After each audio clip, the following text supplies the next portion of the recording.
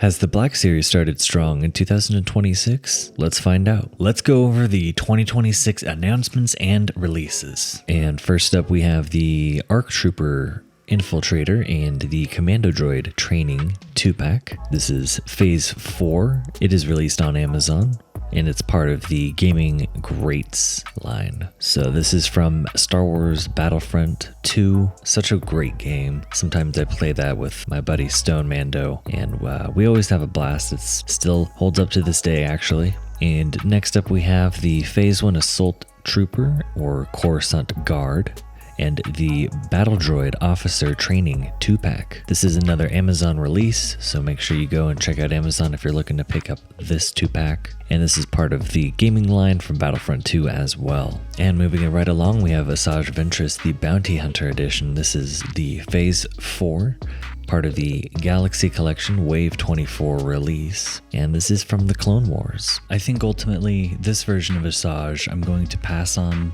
The only Clone Wars figure that I really have is Savage Opress, so I don't exactly have a Clone Wars shelf.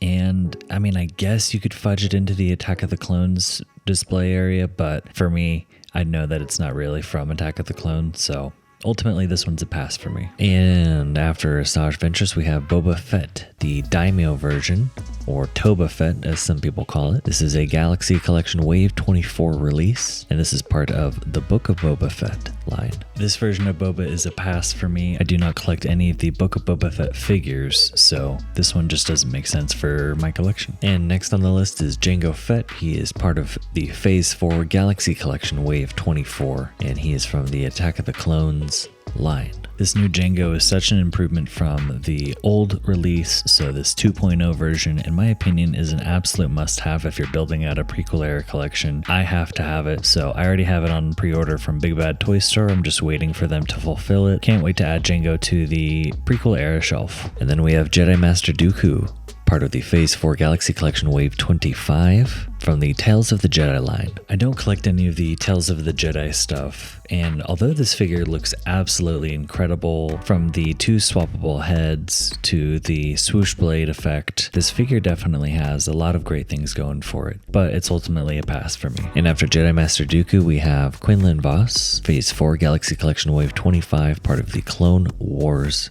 line. This one is actually going to be a pickup for me. Now, I know what you're saying, but Jacob, isn't that a contradiction? Why, yes it is. I don't collect the Clone Wars stuff, but I am going to be picking this up.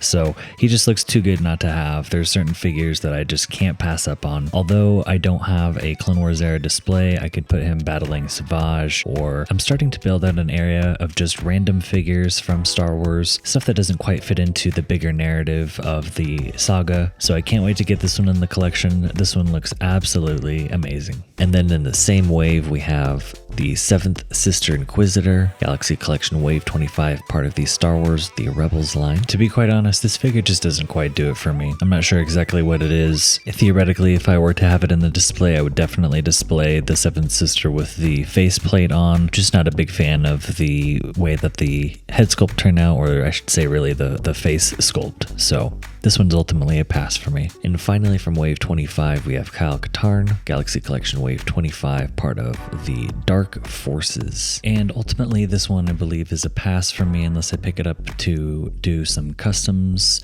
I really like the head sculpt. I think it looks great. Kind of gives me Ryan Gosling vibes in a way. And then we have his tunic and his belt with his holster. He comes with a blaster and his blue lightsaber as well. So just a great looking figure, and I think it'll ultimately though be a pass for me unless I pick it up for some custom work. And following that, we have the Plo Koon Clone Commander and Clone Commander Wolf 2-pack. This is a Shop Disney Hasbro Pulse release, and this is the Clones of the Republic line from the Clone Wars. For years now, the definitive Plo Koon has been the Attack of the Clones red box version of Plo Koon.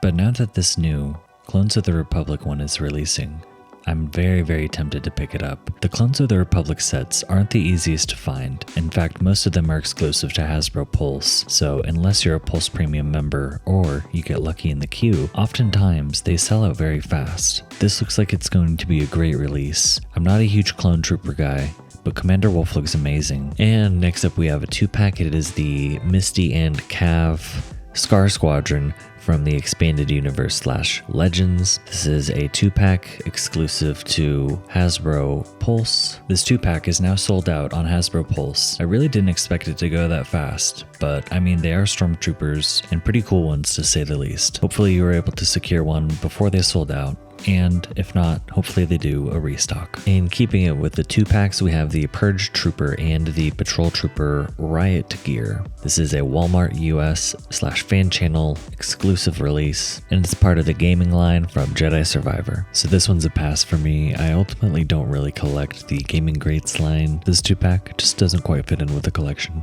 And moving it over to some Mandalorian stuff, we have the Mandalorian Pagodon, part of the Phase 4 Target US / fan channel UK release from the Mandalorian line. So this figure is pretty freaking awesome. The subtle shades of brown and the hits of blue on the armor really pop. I do think that I'm going to pass on this one though, as I'm going to wait for the brand new The Mandalorian and Grogu Deluxe Mandalorian figure to come out so that I can add that one to the shelf. And switching it over to some prequel era stuff, we have the Geonosian Warrior from the Attack of the Clones line. It is the Galaxy Collection Fan Channel Wave 1 of 2026 release. And a bit of an odd one, we have the Phantom Menace Watto in the Attack of the Clones line.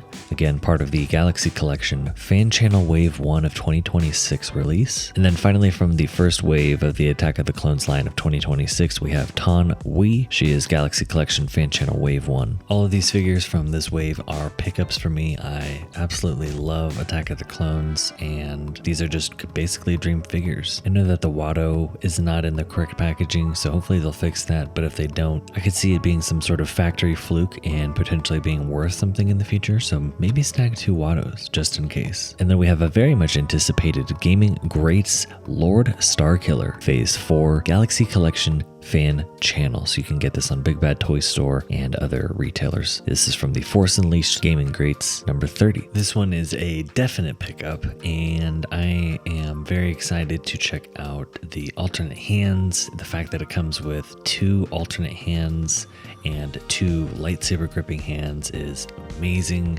I'm not the biggest fan of soft goods, especially wired soft goods.